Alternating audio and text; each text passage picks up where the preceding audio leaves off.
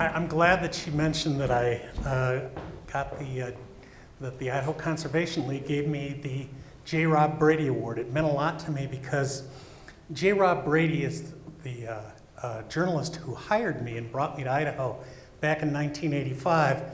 And really the story about the Boulder White Clouds my story starts with J. Rob Brady, because he started writing a series of editorials back in 1968 calling for the protection of the white clouds from a huge molybdenum mine that was being proposed and was pretty much it was going to happen. At that time, there was not a lot of opposition. It was starting to grow. There was a few folks in the conservation community who started raising questions. But it was 1970, the year of Earth Day, when a logger legislator decided to run for governor named Cecil Andrus, and he could see in the air the environmental movement was really gaining interest even here in Idaho. And he made stopping that mine the centerpiece of his 1970 governor campaign. And that really was a turning point, not just for Idaho, because indeed he won, but actually for the nation and for conservation. Because Andrus's victory there really elevated the whole issue of conservation nationwide, and elevated Andrus to the attention 4 years later of President Jimmy Carter, who made him the Interior Secretary. And then, while Interior Secretary, he recommended to Andrus that he use a law called the Antiquities Act to protect 100 million acres of Alaska as a way to try to resolve a long brewing Alaska lands dispute. And indeed, they succeeded, and the Alaska Lands Bill passed the largest protection of wilderness and national parks in the history of this country. And I'm stealing this actually from Rick, but without White Clouds, there would have been no Alaska Lands Bill. So that really took this issue that had started. What happened in 1970, the way it got protected was we got the SNRA, the Sawtooth National Recreation Area. Andrus worked with Jim McClure, with Representative Hansen, and with Senator Frank Church in protecting the entire National Recreation Area. And what they didn't do, though, was they made a wilderness study area out of the White Clouds, Boulder White Clouds, and said, we're going to look and see maybe later to do a national park. Well, I came here in '85, and when I came here, we were right in the middle of all of this. It was McClure had just tried to get a wilderness bill with a very small sliver of the White Clouds included. And then in 1987, he and Andrus tried again. And Rick Johnson over there fought him. It wasn't enough, he said. And I covered all of that as a journalist, and I watched, a lot of people in this community worked very hard on the Boulder White Clouds Council, including a woman named Lynn Stone, who said, the boulders and the White Clouds are beautiful places, but they're not enough. You've got to look at the East Fork of the Salmon River. And that country, it's equally beautiful, equally ecological important, and places like Jerry Peak are the places our big herds of wildlife in that area depend on. And so this went on and on and on, and it really seemed, I've been here now 31 years, and last year I'd been here 30 years, and it hadn't been resolved. In 1999, Congressman Simpson had just gotten elected, a Republican, and he came to Wild Idaho, the Idaho Conservation League's annual meeting up in Stanley, up at Redfish Lake. And I'm going to hand it off to Rick Johnson from there, because it was the meeting of those two men that really changed it. Thanks, Rocky. First off, I just want to thank Amy, the Institute, everybody involved for the invitation to speak here, and is part of the, sort of near the end here to... It's all right. Okay, I'm in the light. Sometimes prefer to be in the shadows. But anyway, I just want to thank Amy and the Institute for this incredible gathering. And if there's anything that defines resilience, it's you folks for 3 days sitting through these chairs, this room, when it's so beautiful outside. You're in one of the most beautiful places in the United States or in the world, and that you spend it in here learning about these incredibly inspiring things that are going on all around us. It is very difficult to follow, for instance, the last panel.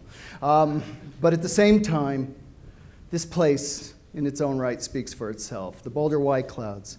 I used to introduce this topic as the largest unprotected area in the lower 48 states, and I caught myself not long ago saying that because that's not true anymore. It's been protected. One of the key things that Rocky mentioned that came from work from this community in great part is recognition of the East Fork of the Salmon. The Boulder White Clouds area captures the entirety of the East Fork salmon watershed. And the East Fork salmon watershed is extraordinary for a number of reasons, not the least of which it is some of the highest elevation salmon and steelhead spawning habitat on the planet. It has been recognized by scientists all over as a climate shield, one of the few places where the resilience of salmon and steel habitat will be protected into the future if we protect these places.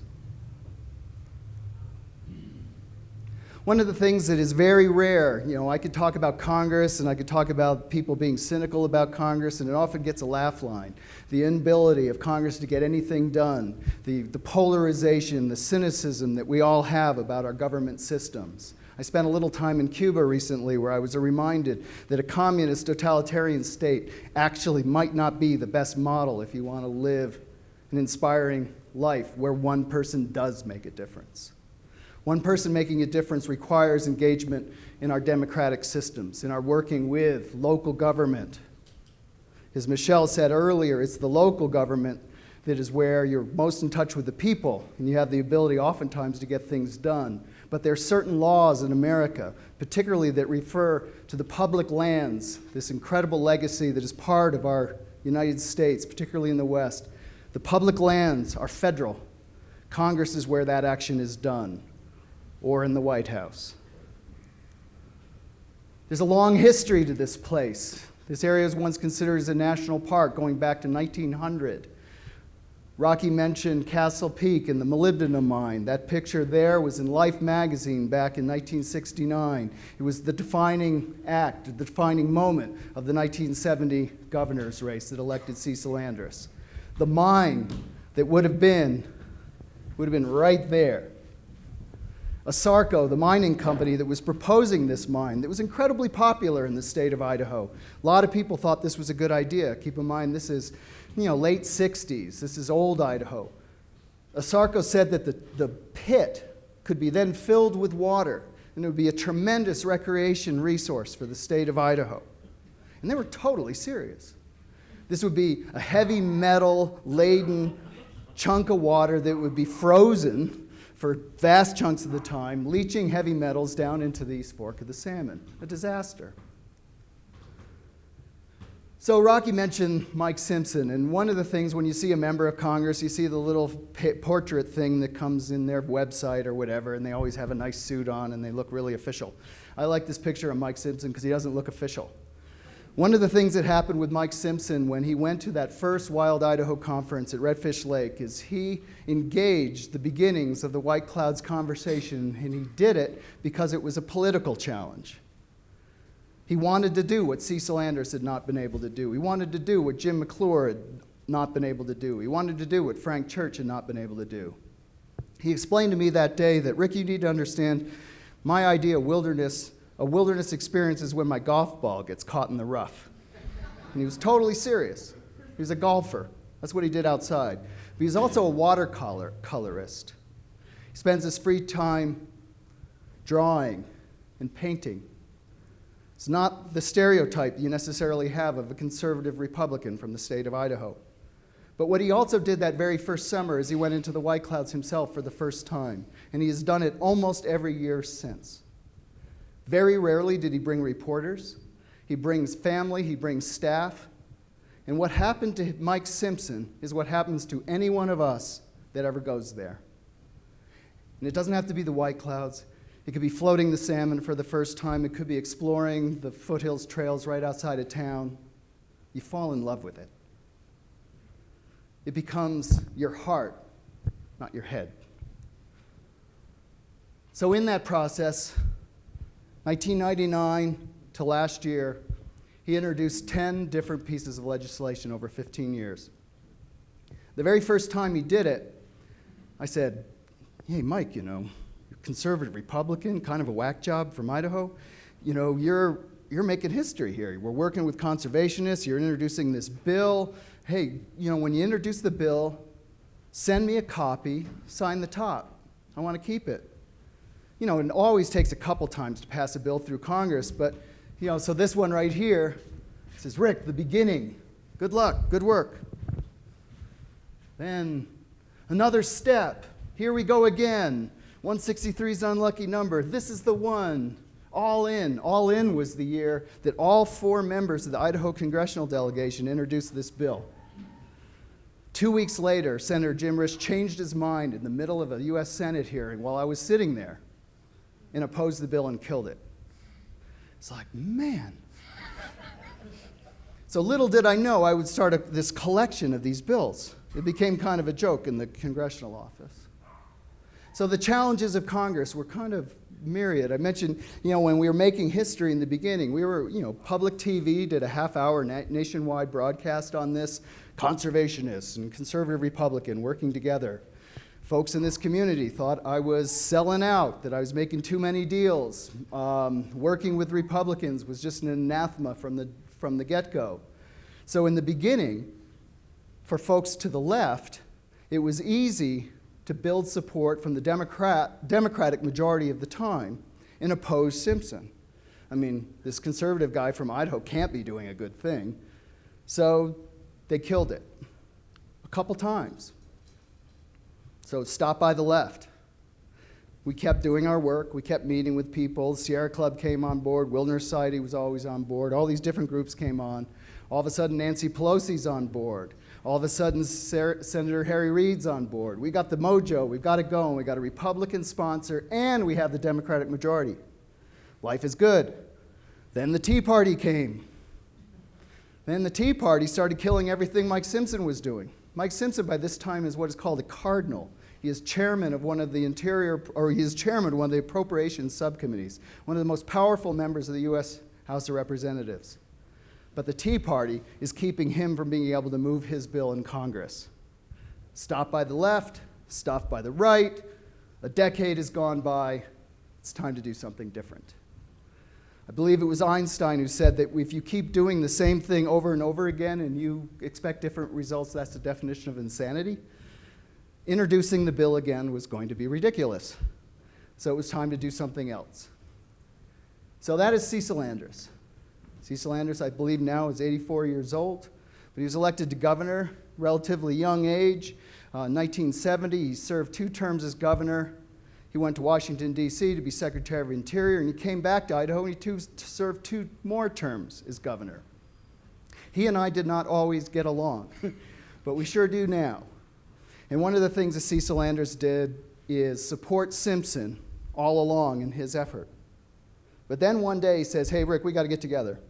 So we got together, we had a conversation. He said, with all due respect to everything you've done and all due respect to what Simpson has done, it's not working, and it's time to do something different. And in his words, he says, you have an opportunity. don't overreach, and get it done. And that opportunity was the one that Rocky alluded to, where he used the Antiquities Act that allows a president to sign a proclamation, and he can do it on a cocktail napkin. You just submit a map, and you sign your name to it, and you can create a national monument. It's that easy. Except, if you think about the reaction in certain parts of the country, it's that hard. The President of the United States, when we were having this conversation about creating a national monument, he had done one at that point. It was for a battle site called Fort Monroe on the East Coast. There was very little confidence that Barack Obama would engage the monument discussion in a serious way.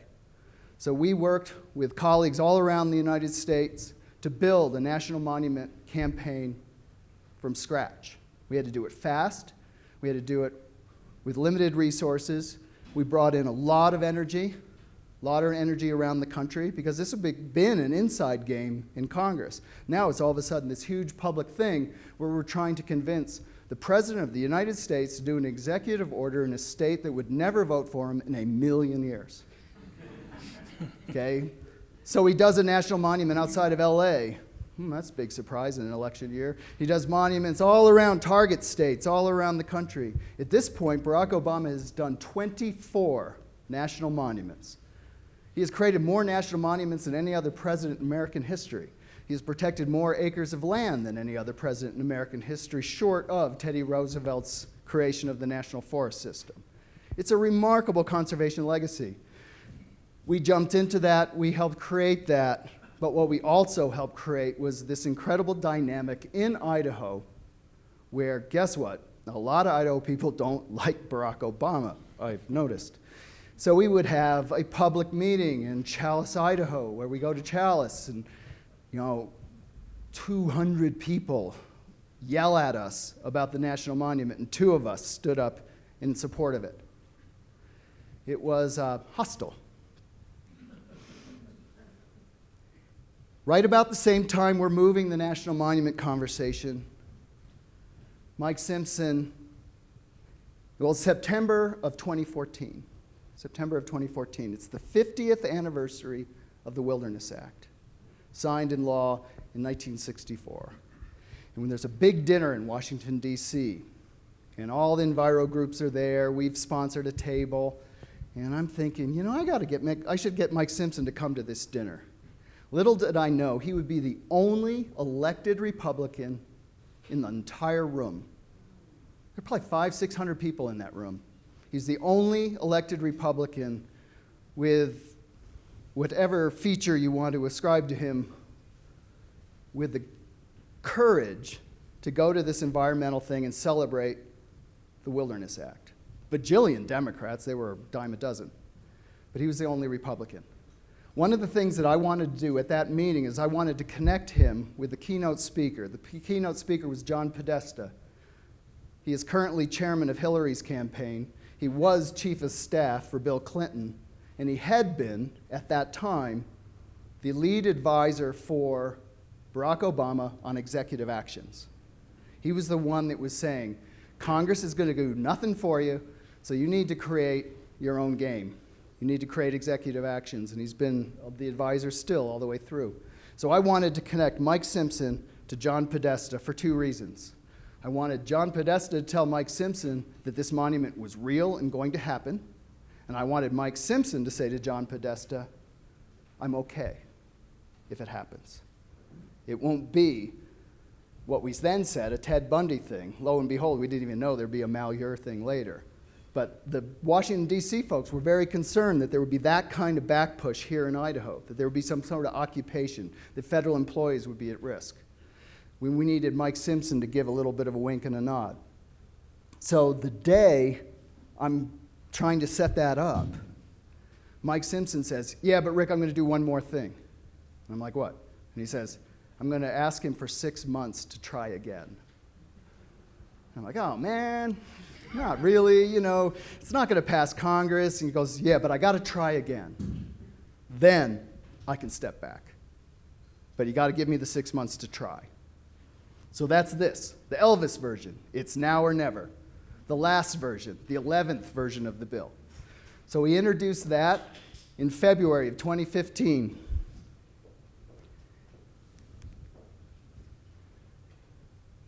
Right before he did that was the State of the Union in January, where Barack Obama spoke, and the very next day flew to Idaho. Remarkable. A lot of people thought he was coming to designate the monument. A lot of people thought I was having private meetings with the president. I did lunge across a rope line and say, "Mr. President, Boulder White Clouds." And he laughed because he'd heard it so many times that day, and everybody's wearing stickers and everything. My wife's standing next to me, and she goes, "Boulder White Clouds, please." And the president looks at me and points to her and goes, "Yeah, I like that, please." And that was in Rocky's story, actually. But a lot of stuff started coming together in 2015. The president comes to Idaho. Simpson introduces the bill. We have a hearing in May, and in July, the bill passes out of committee and then moves to the House and passes on a Thursday with no opposition. You think about all the times it had been stopped by the left, all the times it had been stopped by the right. It passes on suspension with no opposition in the House. Then it goes over to the Senate side. It was going to be then moved on what's called held at the desk, and then it was just going to be an affirmation vote. Or basically, it's if no senator opposes, it becomes law. It goes up. All these senators are walking around with their little Blackberries or phones or whatever they're using these days, but they all stare at these things. They were the original stare at the device. Capitol Hill is where this all happens. But they're all looking at their device. It was dropped on 2 o'clock, 3 o'clock, no opposition, 3:30, no opposition, 3:45, no opposition. They're going to call it at 5. 4 o'clock, a senator opposes. Ted Cruz. Ted, adjective Cruz. So Ted Cruz opposes. This guy's never even been to Idaho. So he opposes this bill. He doesn't even know what it is. He just knows it's an environmental thing, and he doesn't like it. Well, it turns out it's a Republican environmental thing. So anyway, Jim Risch says, "I'll take care of Ted Cruz," but we all head out for the weekend. Congress, people don't work too hard, so weekends are long. So Tuesday, everybody comes home. He goes and talks to Ted Cruz. Ted Cruz lifts the hold. Jim Risch then sees that the Democrats put a hold on. Harry Reid fixed that. Remember, Harry Reid used to be a professional boxer. Harry Reid can fix a lot of things with Democrats. So he fixed that. The moment that Harry Reid fixed the Democrat, Jim Risch was speaking on the floor of the U.S. Senate. All of a sudden, someone hands him a note. It says, "The hold's been lifted." And Mr. Risch says, "I yield my time." It had become law.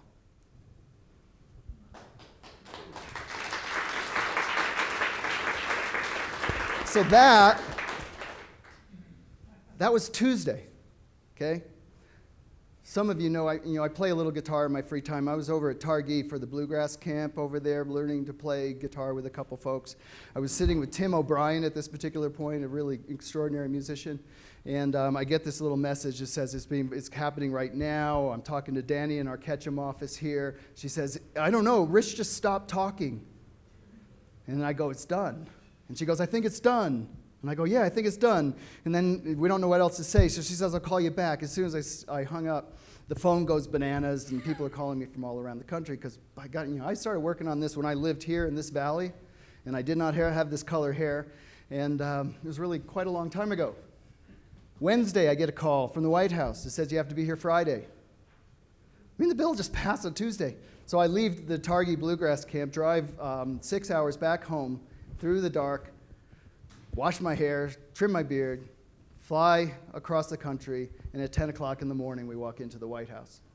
And, I got to say, man, when you're walking in and right where that edge of the stage is, you're standing there in line. Sally Jewell had put us in the order that we were going to walk in. The door opens, and it's the President of the United States saying, "Why don't you all come in here?" It's like, whoa. And you step in, and he greets you by name. I'm like, whoa. The only staff person in the room is this guy with a little squiggly thing coming out of his ear that would have tasered me or crushed me if I'd done anything except smile and shake the guy's hand. But it's, there's Mike Simpson, Craig Yerke with the Wilderness Society. President goes, here's how it's going to roll. You know, this jobs report just came out today. I'm going to talk about the jobs. He's basically saying the press corps is going to come in. Jobs report's going to come out, or jobs report just came out. It's good.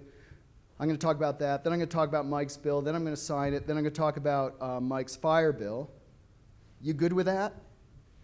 Simpson and I look at each other. He goes, no, I think they ought to move that schedule around. It's like, yeah, we're good with it. As soon as we say we're good with it, the press corps comes in. It all happens. Somewhere in there, you know, the way they sign these things, and Barack signs it with his left hand there, they have a handful of pens, and I have one of them in my office now. But they signed just like one letter at a time of his name so they can hand out some of these pens. And so he signs the first couple letters. He goes, I've not signed many of these wilderness bills. And he turns back. You can see turn back at us. I've not signed many of these wilderness bills. But then he starts laughing and he goes, but I signed a lot of monument proclamations. And, you know, it's an extraordinary thing to have the opportunity to do something like this. It is a very humbling thing to do the work that all of us at the Idaho Conservation League get to do, which is represent and stand up for one of the most beautiful and remarkable landscapes on the planet.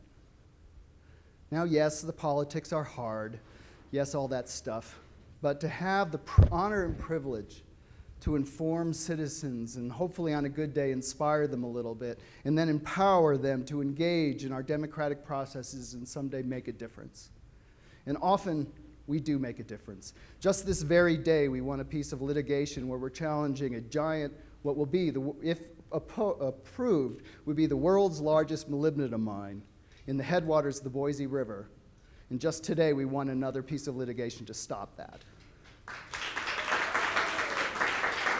The Idaho Conservation League has also stopped one of the largest sources of airborne mercury in the entire United States. We helped refine Superfund to actually force bonding for polluting industries nationwide.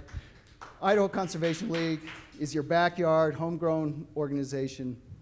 I've had the privilege of working on what I've been talking about right here, but we work on so much more, and there's only one reason that it works. It's because of the support of people here. We're not a chapter of some national thing.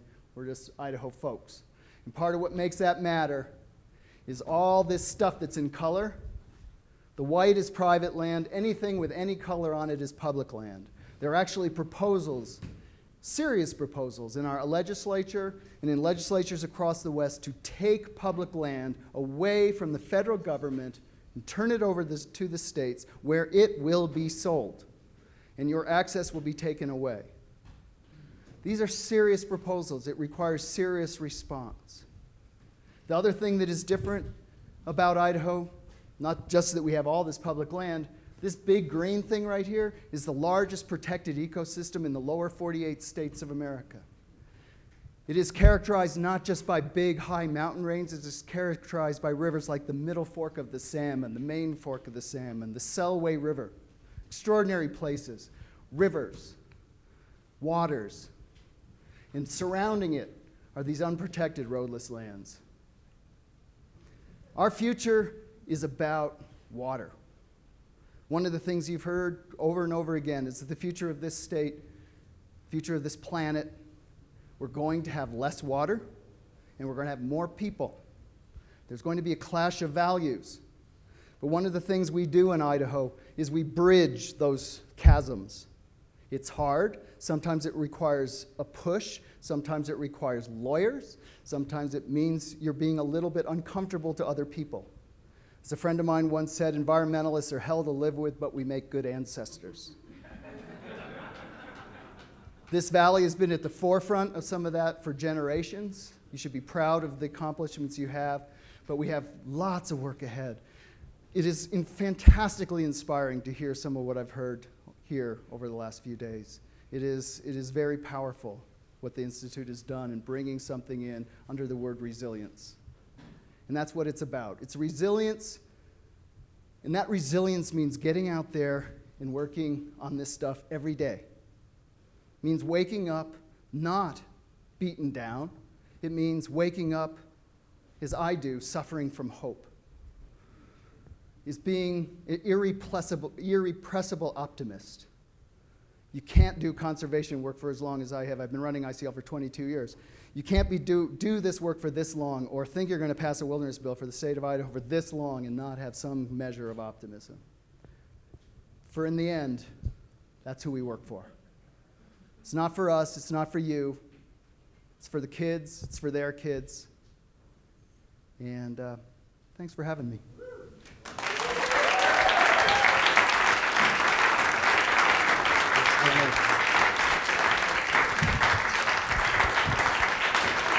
Thanks, you guys. Thank you. We're lucky to have you both. Thank you.